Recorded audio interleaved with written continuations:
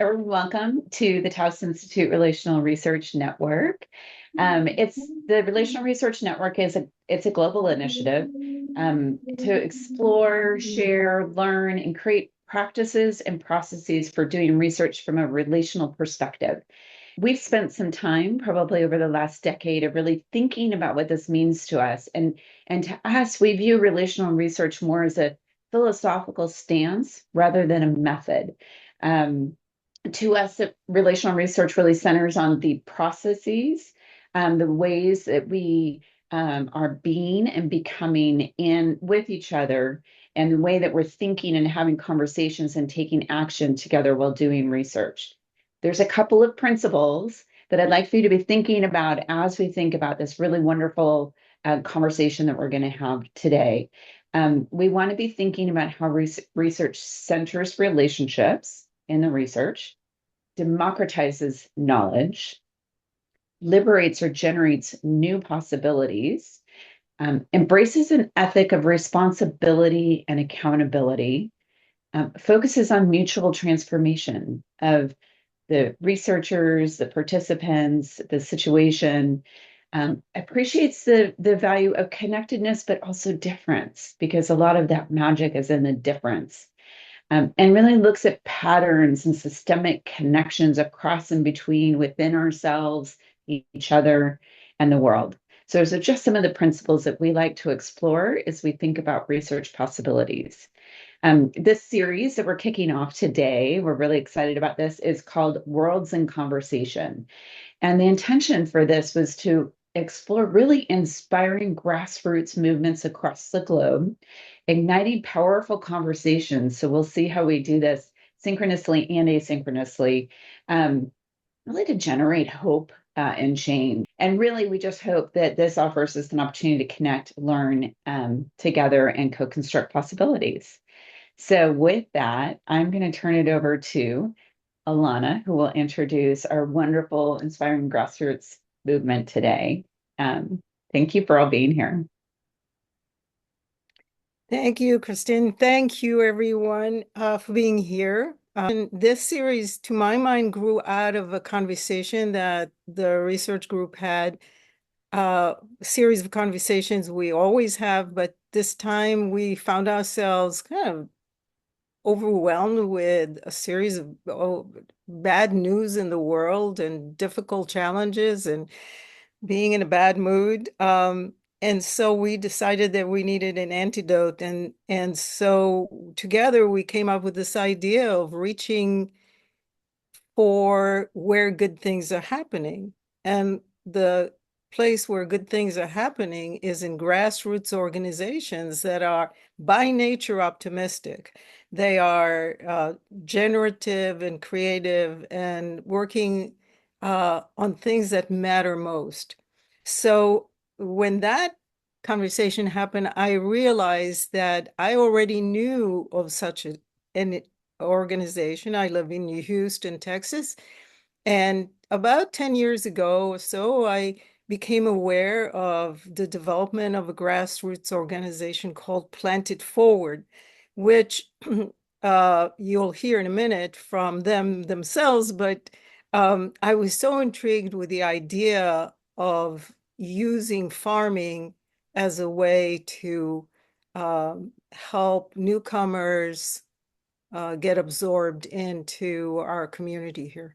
So with that, I will introduce Nirjhor Rahman, who is the CEO of Planted Forward, and he'll start us off and go from there.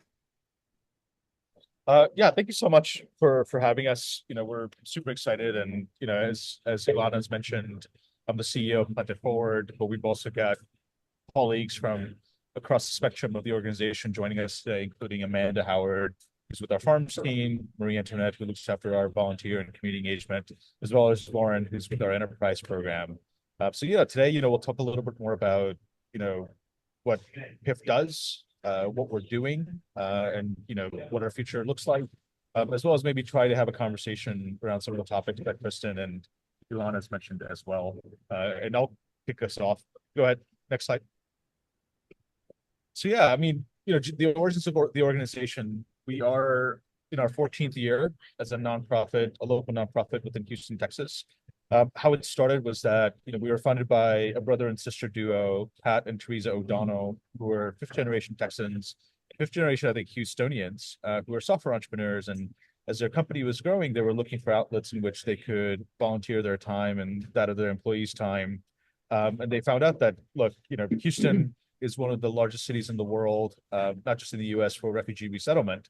And so as they got to know the ecosystem and started working with a lot of charities and NGOs in that space, they were finding that there was a particular group of refugees who were struggling to get fully integrated, to get, something beyond menial jobs.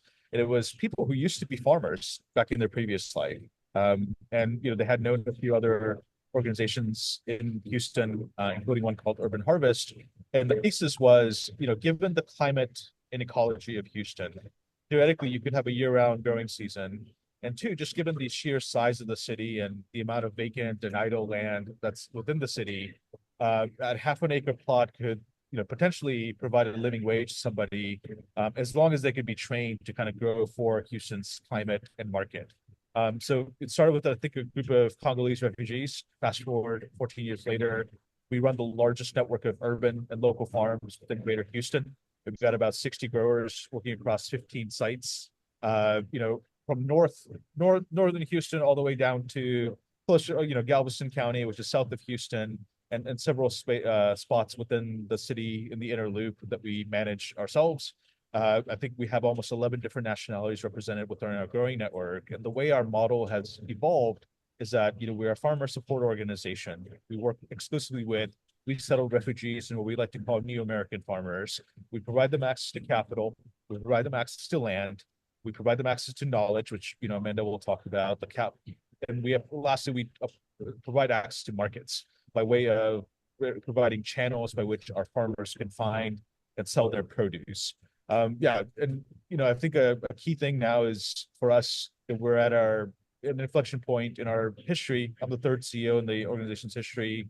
And one of the things that we're working on is we received a grant recently from the Department of Agriculture to create what would be called the first kind of agrarian commons within Southeast Texas. It would be a 50 to 100 acre permanent farm that would allow us to consolidate a lot of our farm sites, provide our farmers with more land over time that they can grow into, and allow for opportunities for more shared infrastructure, shared equipment, shared access to resources.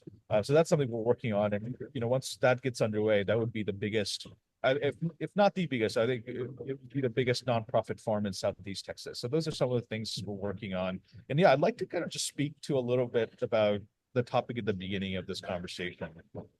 Obviously what we do is farming, but that's the means. I think the greater ends is a more sustainable community, but also integration for our farmers. And one example I could give is recently one of our farmers had challenges with some financial challenges.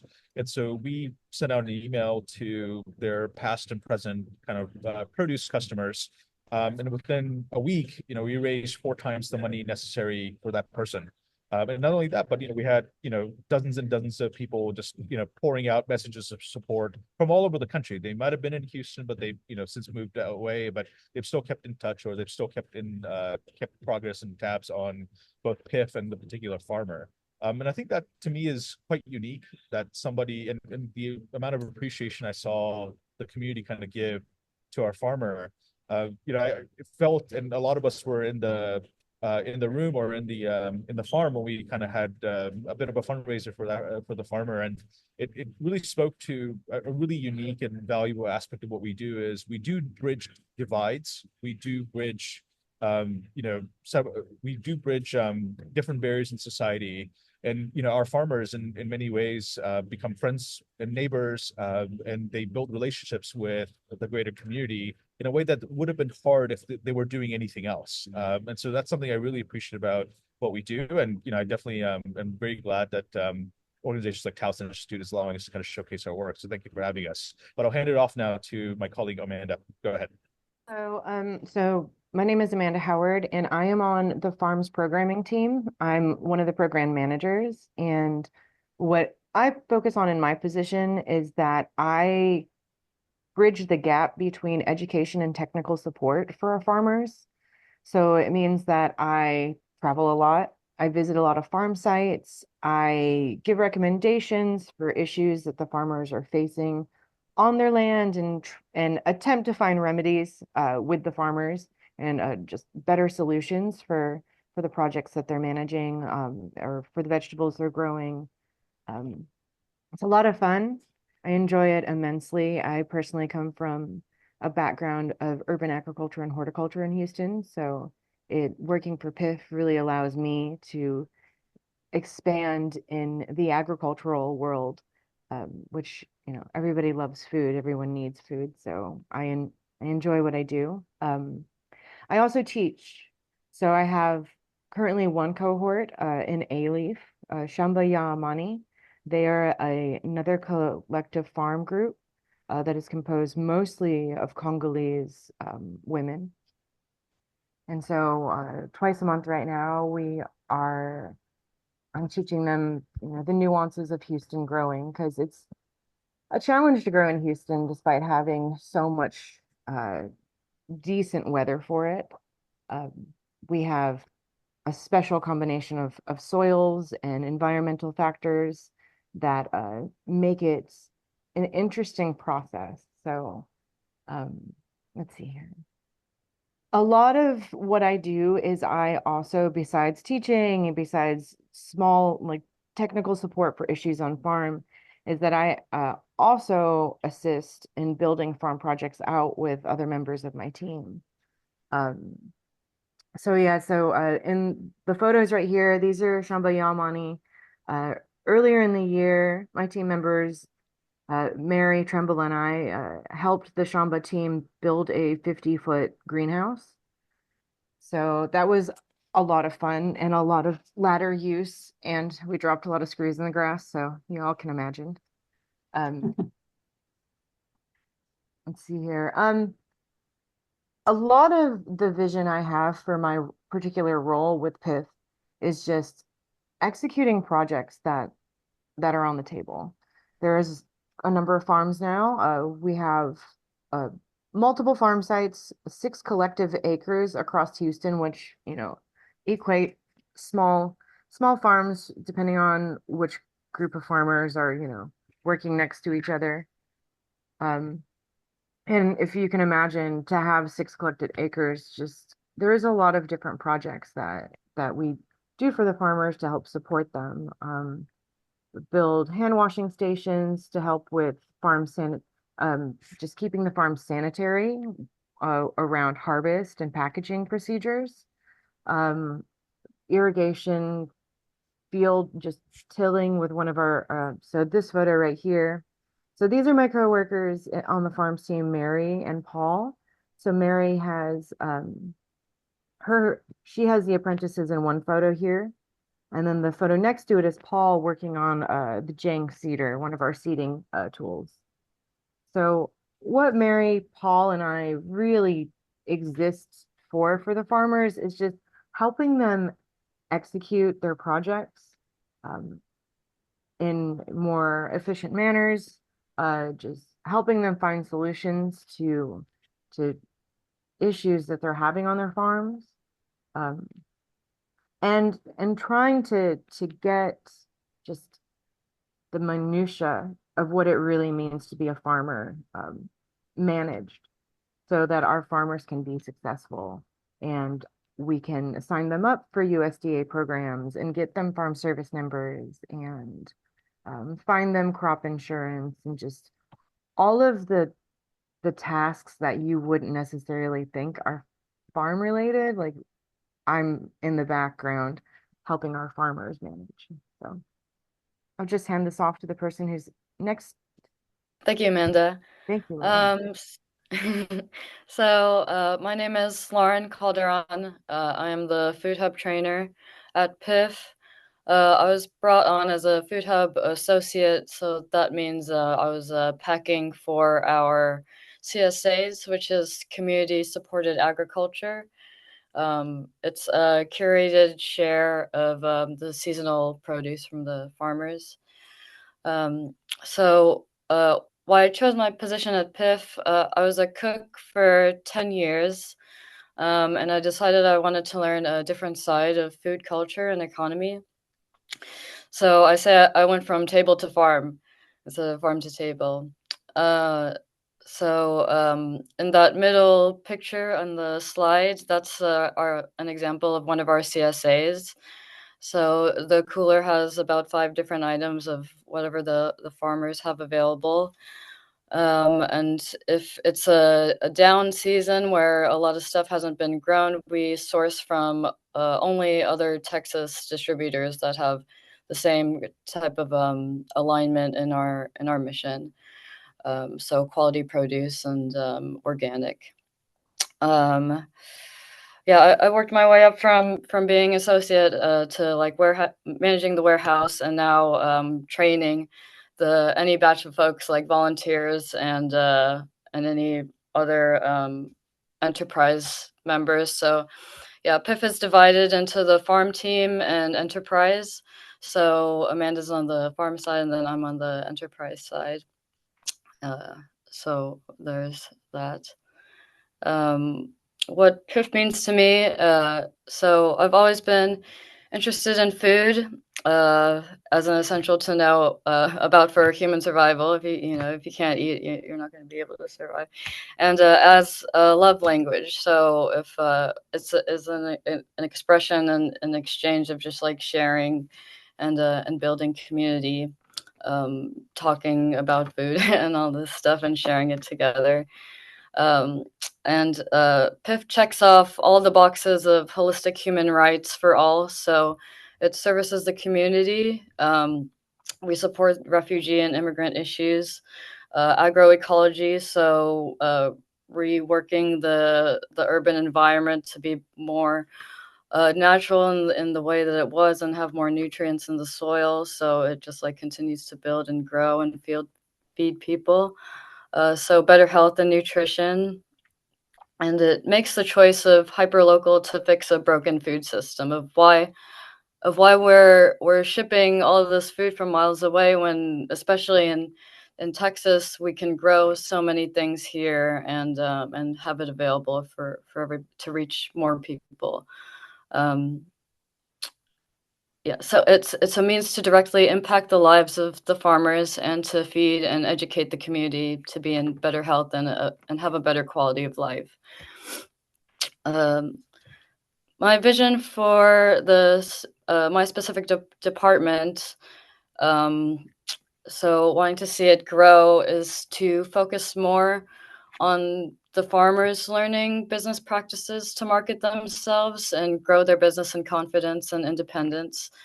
It should help them financially and as business owners, because they're all considered independent business owners of their farm, to be more autonomous. And the communities will see and value their impact more as they hear their stories and their journey and make the conscious effort and choice to support them and be a part of building a better food system that is hyperlocal.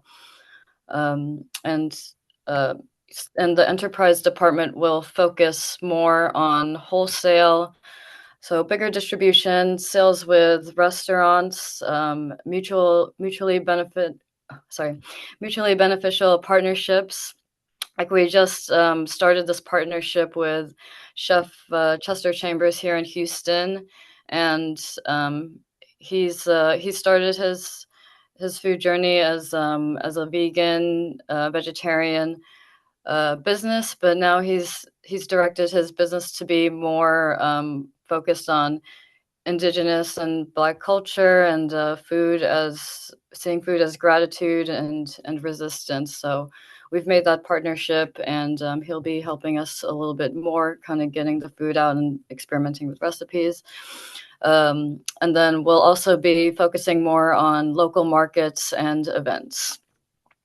Like last night, my voice is a little harsh. Last night they did a night market with the Asia Society. So I was there with Farmer Van, one of our apprentices that has his own micro farm. And so we were there from 6 to 10, engaging with people and talking about his farm, and he was able to interact with them. So So the current challenges that we're facing, that's sort of stunting our growth, is that the farmers are a bit dependent on the organization to sell and buy a bulk of their produce, even though they have their markets, and the CSA program is a little bit slow. There's no time for them to do a lot of the business side of things. Like, they have their own personal lives, and managing their farm is a full plus time job for them to do. There's just not enough hours to manage all of that. We don't have enough outlets or buyers for the produce. We're dependent on, right now, the Houston Food Bank for a bulk of our sales, and that's a good gift horse that we've had for about a year or so. But with the kind of government issued money and like the USDA funds, I think we were promised a grant that was going to last until the end of the year, but they decided in mid-April that they weren't going to fulfill the same amount that was agreed upon. So you just have to kind of work with those like possible curveballs. But they're still supporting us, and we hope that they'll support us more. But we also don't want to be dependent on that one outlet. So finding more things like that. We've now, with Marie-Antoinette's help, we partner with the city of Houston and are able to give food to SNAP recipients and WIC recipients. So that's been very helpful, and that will be a good business partnership that we hope to keep with the city. Let's see. We had unsuccessful efforts to get into international groceries. We had our delivery driver, Hassan, speaks multiple languages, and so he was able to kind of get into this grocery where otherwise, like, we're maybe not as welcome. And but they were asking for at cost or lower than asking price, because they're getting it from buyers that are giving say like basil to them for $1, and we pay our farmers like 75%, and so they're getting $2, and and so we're just not able to make those margins to give the farmers the price that they deserve for their efforts to be more supportive.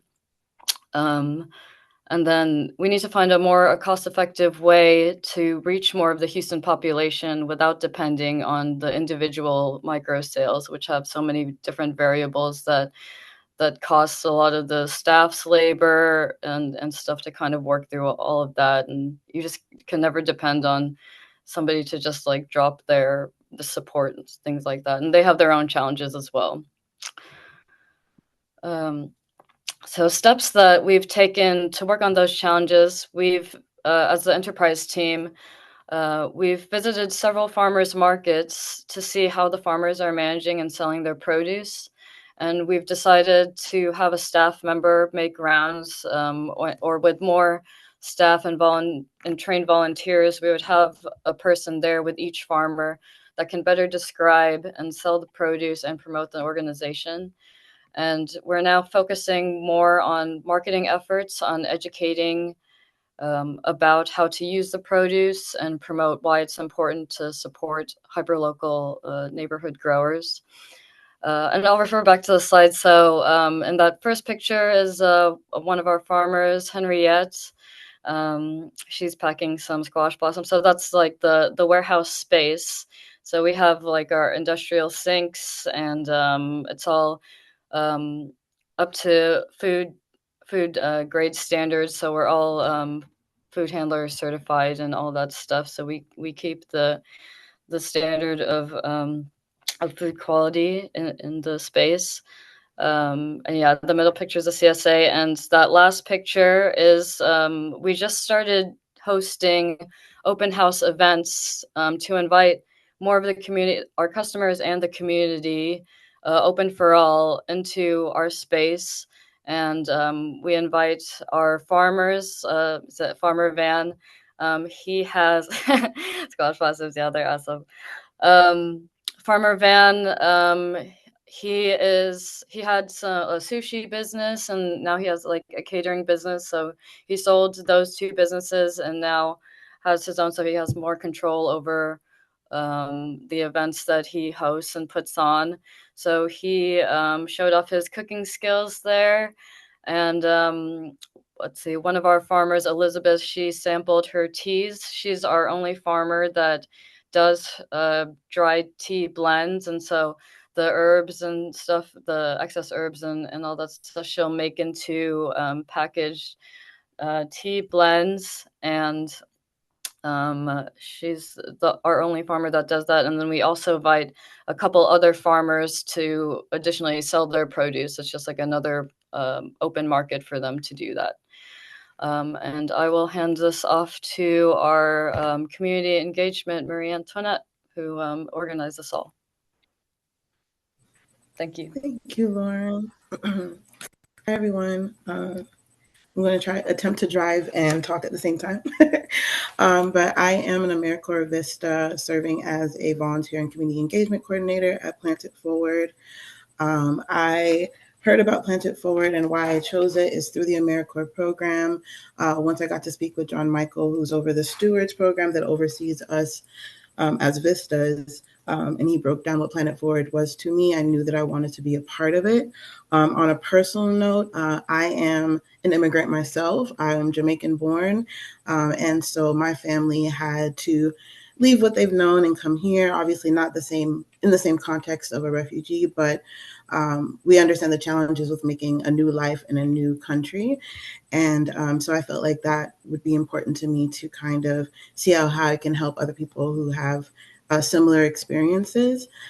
In the pictures, you see that I am with the Houston Christian High School group that came to volunteer back in September. It was an amazing time with them. You can see in the picture on the right, Farmer Roy engaging with them. They thought he was hilarious and they loved talking with him, especially because he also can speak Spanish, and some of the students in the group also spoke Spanish, so they were able to make a personal connection. They've even expressed wanting to come back and volunteer as well.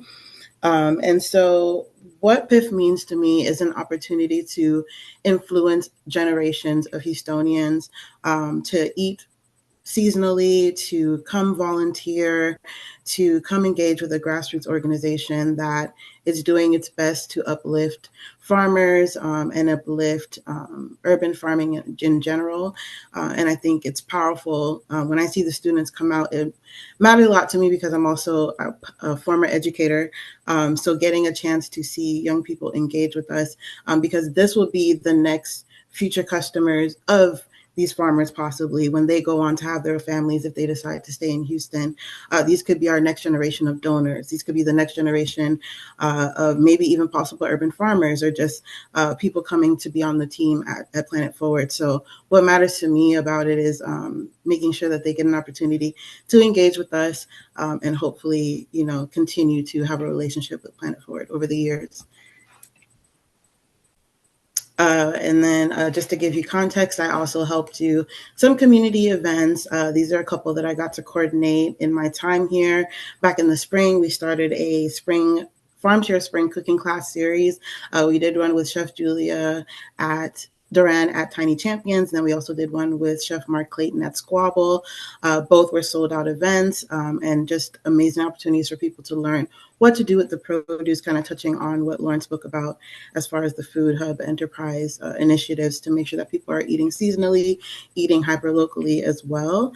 And then back in June, in the picture on the right, we had a Farm Fest over at Axelrad in partnership with them. And it was a chance for us to not only speak about the Plant It Forward story, but also have a cook-off using our seasonal produce. So we had different members of the team and our farmers and our community partners go ahead and make dishes that everyone can sample. And Constant Yolande, who's also pictured here on the left next to Connie, who is one of our community partners as well, were able to win the cook-off as well with their amazing dishes and juices. Yolande makes amazing juices. So that being said, my vision for community engagement. Again, like I said before, just making sure that, you know, every single person that interacts with Planet Forward continues to build and have that relationship with us. They want to come back and volunteer. They want to come back and donate, share their expertise with us. And so I feel like my vision is for us to have even more increasing community partnerships. I love that we have that community partnership with City of Houston to kind of serve some underserved communities with our produce. And I would like to see more of that happen with different organizations, even other grassroots organizations that are attempting to do the same thing that we are in some capacity. And then obviously have a more dedicated volunteer base. I would love to see more consistent volunteers have that lasting relationship with us. So for me, I feel like, you know, as long as we are able to make sure that we have people who want to connect with us, I think, you know, we'll be able to see how we can continue to have those relationships. And then I think also another part of my vision is for us to have some sort of educational experiences that could be even translated in different languages for people who want to interact with our story. Maybe even have like some more farm tours, more curriculum that could even be shared out in schools. Maybe we can offer something where we teach kids how to eat seasonally, how to grow. And I know we do that in some capacities spread out, but I love to see it from the Planted Forward perspective and from our area of expertise. And so I feel like the steps that I'm trying to take in helping with this is definitely create a more volunteer base. I've recently created like a volunteer newsletter so that our volunteers specifically can be spoken to from Planted Forward. We also have a Telegram group chat to stay connected. I'm hosting more orientations just to make sure that we reach as many people as possible to come out and volunteer, just know more about us. And then also just increasing our community work days to twice a month as another way just to keep engaging local Estonians to get connected. And then also just doing more community events, having a presence at more community events with our partnerships would be something that we're doing just to make sure we kind of overcome the challenges of people not really knowing about us. Some people know and some people don't. And for me, I feel like my tunnel vision for the next few months is just to make sure that as many people can touch hands with Planet Forward in some capacity, that we make it happen.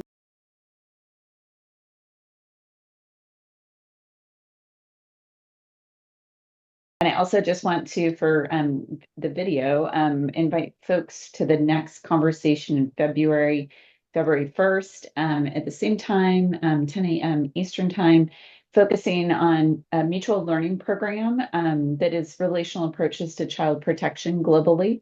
And so we're excited about the next one. But between now and February, we have plenty of opportunity to continue to invite people into this conversation. So thank you, Planet Forward, for bringing your lovely work to the community so that we can all learn together and hopefully contribute to the research and hopes that you have around relational research.